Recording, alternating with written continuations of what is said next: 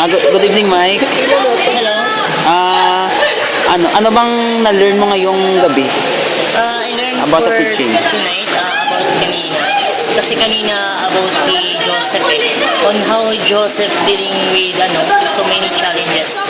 Yung pinaka na-learn ko talaga actually kung how siya naging very obedient. Ayan, though yun, sabi nga, if you're a Christian, lots of temptation.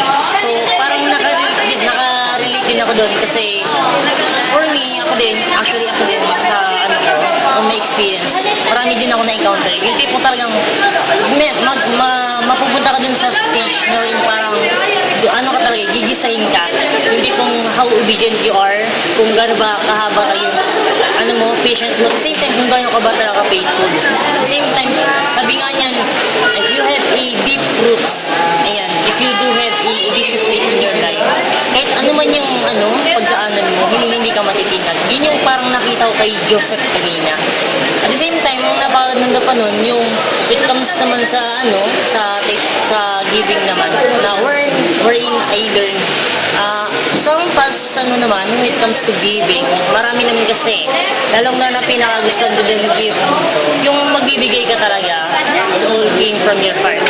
Not just na, okay, bibigay ko to kasi hindi ko to kailangan, kasi ito, sobra. Kasi ako personally, I do have a lot of experience na rin.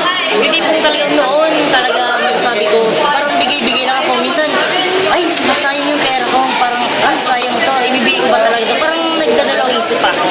Pero sabi nga niyan, sa ang napakaganda at natandaan ko doon, sabi nga sa Bible, I am the Lord your God Almighty. I want you to challenge me in a test. Put me in a test. Na if you give your entire 10% into my storehouse, I will give the entire windows of heaven to you.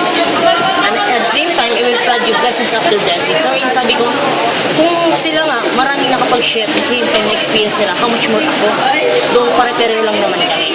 Yun, ginawa ko lang, tinanay ko, until now, until today, sabi nga yan, it will flood you blessings after blessings. At yun ang nangyayari.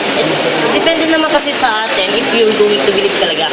Na wherein talagang maniwala ka lang. Wala nang anything pa. Ganun siya. Yung maraming na-intindihan ko kanina. And a lot of more pa naman. So, yun yung siguro. Thank you. Thank you.